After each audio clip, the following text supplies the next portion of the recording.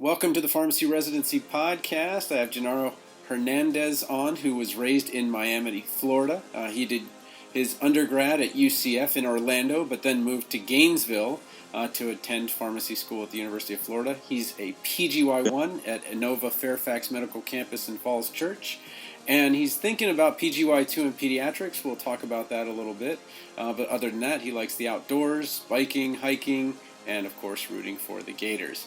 So welcome to the Pharmacy Residency Podcast. Awesome. Thanks for having me. I appreciate it.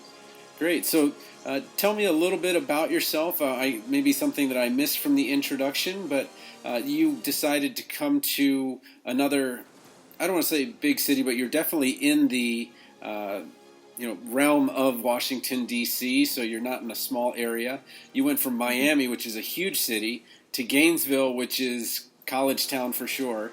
And then now you're here in Virginia. So tell me a little bit about your path. I would say that I probably did a little bit of an untraditional path, especially getting into a residency program. I actually didn't do phase one of residency interviews.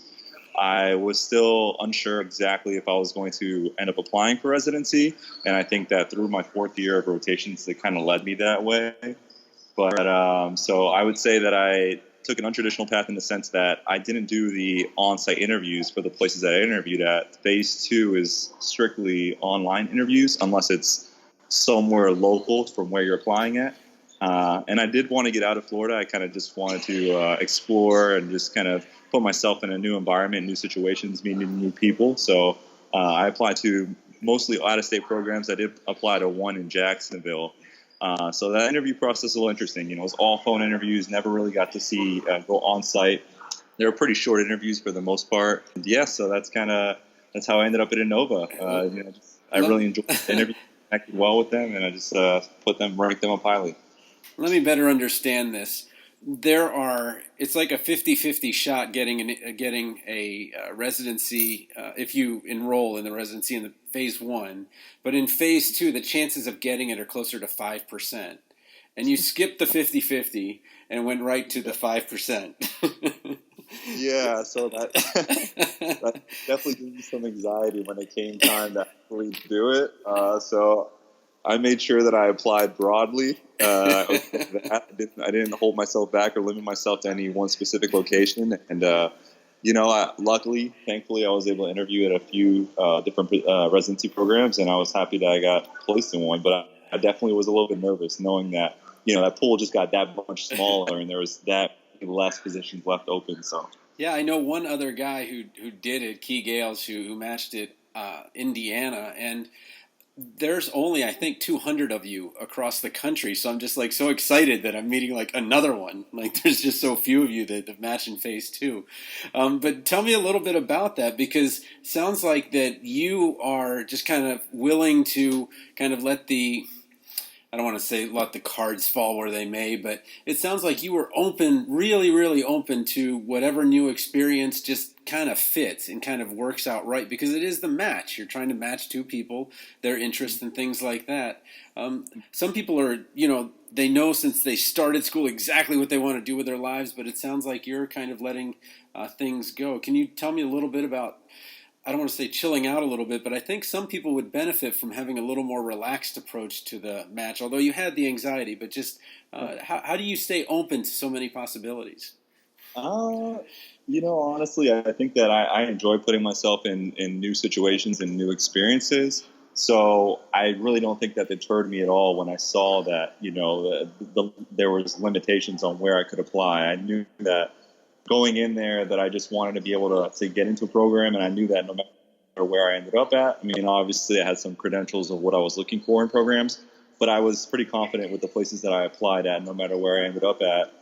You just kind of, take experiences as they come, and there's always something to learn as long as you have the right attitude about things, and that's kind of how I keep that perspective in my head when I'm approaching new things, that some things you like, some things you don't enjoy about what you're doing. But I think that at the end of the day, there's always something to learn from it. And that's kind of what I've kind of taken away from my experiences and how I approach things. Okay. Well, tell me a little bit about this if you can. My wife and I did residency match together. We matched in the same kind of system, in the same state, in the same area. We were just tired of being apart. We were apart for 2.5 years. It sounds like you've done the opposite. You got engaged on graduation day, and she's up in Chicago, and you're in DC. Tell me a little bit about how that kind of works out. Yeah, so it's definitely not easy. We met in pharmacy school first year, and we've been like attached at the hip, I would say, since that time. So it was definitely something that we had to sit down and talk about when the time came. We knew that since I was going into phase 2, there was a very real possibility that we weren't going to end up in the same location. And when the list of hospitals actually came out that were available, I did have certain criteria that I was looking into, and actually on the first day when that list came out, I knew that I wasn't going to be matching in Chicago because the programs that were left just didn't have some of the things that I was looking for. So we came to that realization pretty quickly with that. And, obviously we just try and make it work as with the contacts. We try and we Skype a lot at night, and we're hoping that we're going to be able to visit each other once a month. We know that when things start to get a little bit crazy, that may not be the case, but if so, we'd like to try and see each other at least once a month. And during the colder months, I prefer she come over here to me to visit her. So I actually found that we liked meeting in the middle. We didn't meet each other. We actually would go to like St. Louis for a Cardinals game instead of her coming to Baltimore or me coming to Des Moines. So at least you got Vegas on the plan, right? Vegas in December? Right. Yeah. We're looking forward to that. So that'll be a good time to kind of get away with each other and see something new. So. Okay, cool. All right, well, tell us a little bit about what your first month was like in terms of what you actually learned. So I know that residency is a long process. It needs an onboarding period, especially with EHR and things like that. And then you get to your clinical stuff, and then it smacks you in the face that you would have to make a commitment in October if you want to stay with Inova for certain PGY2s and things like that. But tell me a little bit about what your journey is like in terms of what you're learning and how it's different than your fourth year of pharmacy school. Okay. So I would say the biggest difference for me is during fourth year of pharmacy school, my role as a student was kind of searching through the EHR and finding clinical data to try and see what's going on with the patient. I think that our whole first month of orientation here at Inova, at least for this first month of residency, has been learning how to more of the operational side. Mm-hmm. We've been training and staffing. I've never verified an order on my own, so that's been a first, is verifying the order. Yeah, kind of understanding just how the department functions on an operational level. I think that's been the biggest key that they've been trying to drill into us, because we are going to have to be staffing on our own. I know they're going to at least have us paired up with somebody else for the first couple of months. But after that, they're going to pull back the safety net and have us doing it on our own in certain shifts. So I think that they just really wanted to instill like how things are done here on an operational level. So when you run into trouble with something maybe that the nurse has a question about, you have the tools that you need to kind of troubleshoot the issue. I think that's kind of what they've been trying to instill in us so far. Yeah, tell me a little bit about that, because your RPD talked about how really PGY1 is not teaching you these things or the way that these things go. It's really more of a skill set or a way of kind of looking at things and problem solving. Have you had that kind of transition where you're seeing okay, so I get what you're trying to do and you're trying to help me with. Can you tell me a little bit about the differences in that way, just in terms of mindset? Yeah, I definitely see that while I was observing some of these staff pharmacists in their during their shifts, that there can be a lot of things that just if you don't know how to approach it, that it might not be the easiest for you. I know that the nurses, they'll ask for they'll get messages, hey, this med isn't in my AccuDose, and then the pharmacist will be like, well, usually they'll do they'll have like a time of the day where the technicians are delivering like their huge cart fill where they're going to all the different floors and filling it up. And the nurses, in anticipation of giving a dose, let's say at like 11 a.m., are looking for that medicine in their cabinets by about 9:30 just to prepare themselves but the pharmacist knows, hey, the technician maybe hasn't had the opportunity to get there yet.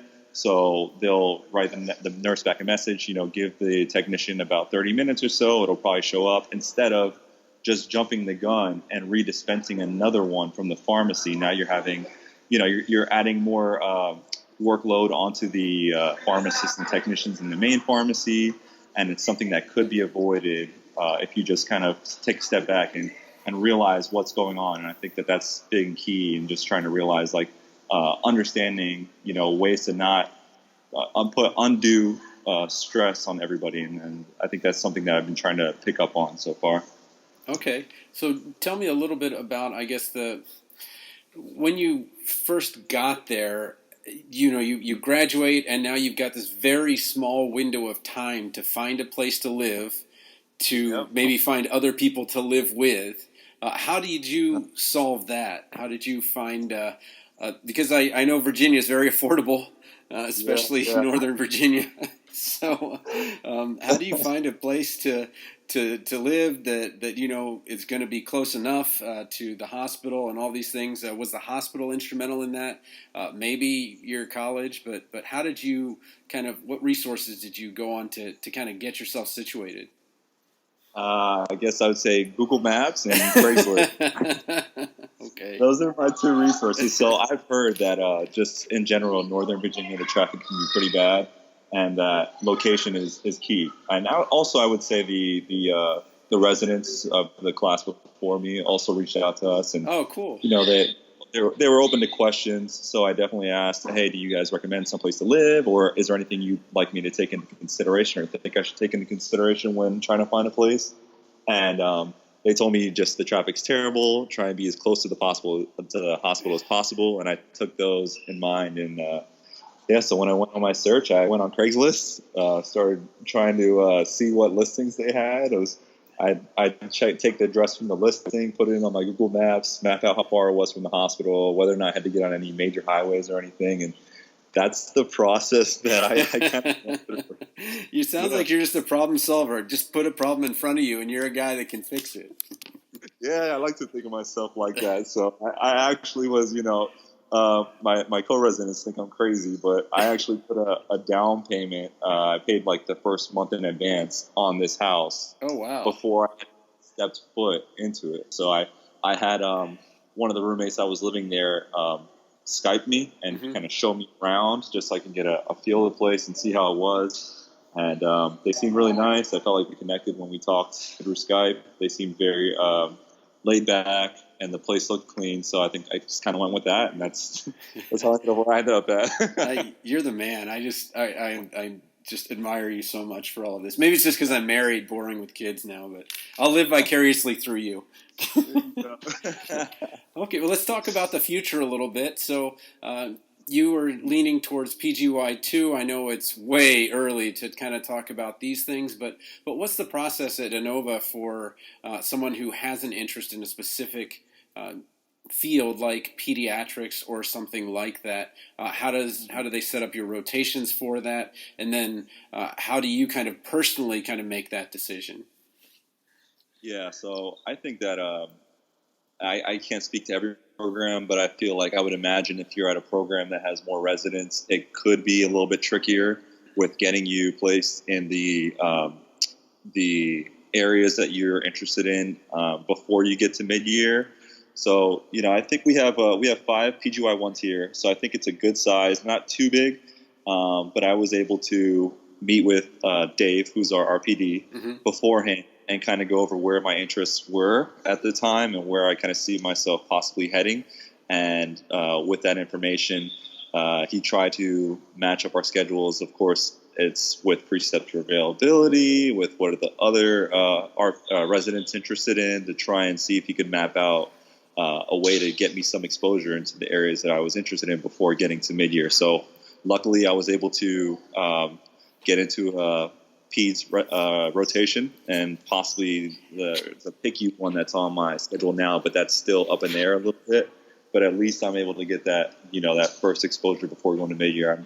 I'm thinking that's going to be a great talking point when I get to mid-year, and I'm speaking to these programs to at least have that experience in the back of my pocket to rely on. So Okay, well, tell us a little bit about kind of how the hours work. I know that right now you went to orientation and then you're just starting clinicals now, so the hours are a little different. But I keep hearing, well, they'll tell you when you get there, but but it's always TBD on the when you go home.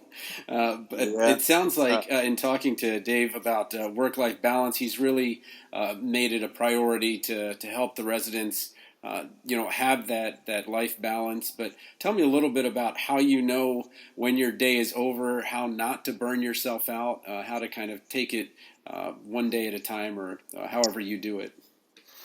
so that burnout question, I guess that's still to be determined as well. I'm gonna see how that goes. I've heard that it could be a little stressful, and I think starting off right now, we haven't really ramped up to 100 yet. So, I can definitely anticipate it getting busier than I am. But, so far for the orientation phase, it was really, set schedule. You were on the schedule to come in at a certain time. You were scheduled to leave at a certain time, and everyone's really good about sticking to that with you. Now going into my rotations, I'm obviously into my clinical rotations. I feel like that's going to be a little bit different. I think everyone has their own, as far as how much time they personally need to prepare for the day ahead of them.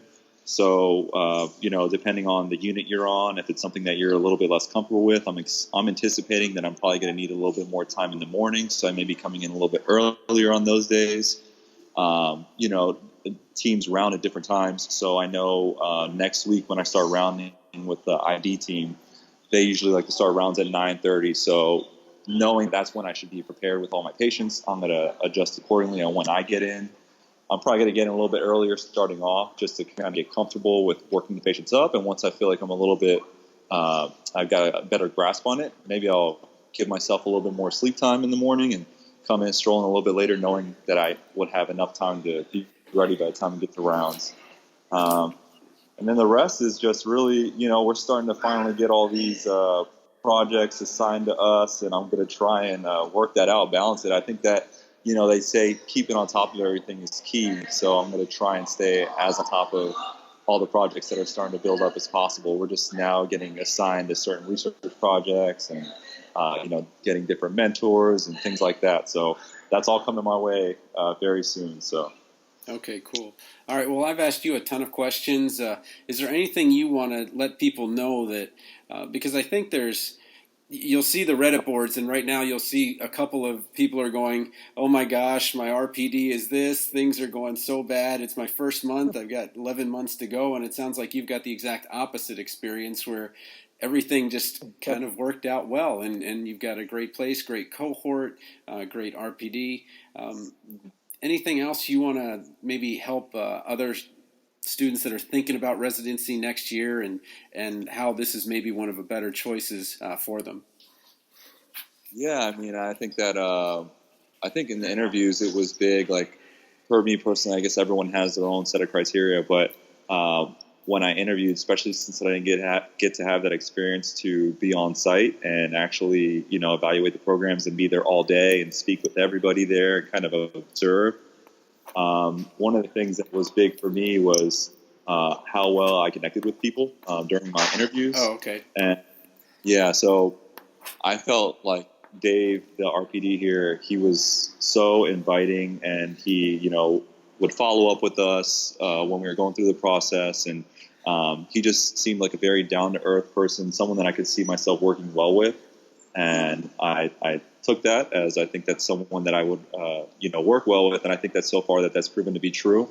So I know everyone has their own different criteria, and of course I had other things that I was looking at, but that was one of the big things that kind of separated this program for me, was just my ability to connect with the people that I'm going to be working with the most. So I think it's been smooth so far. Everyone's been super great, and I'm just hoping that the rest of the year goes how it's been the first month, and everything will be good.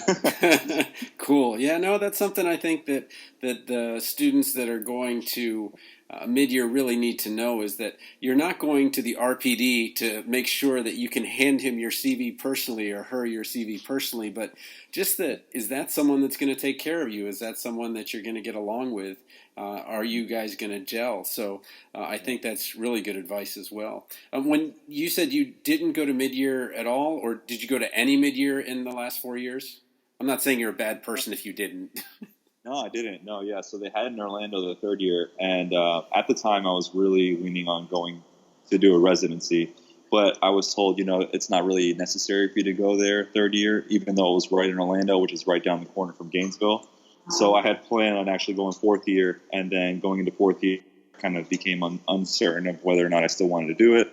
So I skipped out on it, missed the deadline for phase one, and I still wasn't sure on what I wanted to do. And then by the time I decided and really was sure what I wanted to do, it was time to apply for phase two. So that's kind of, did not experience mid-year yet. This year, this is my first time in Vegas. So. Oh, that's cool. That's cool. Okay.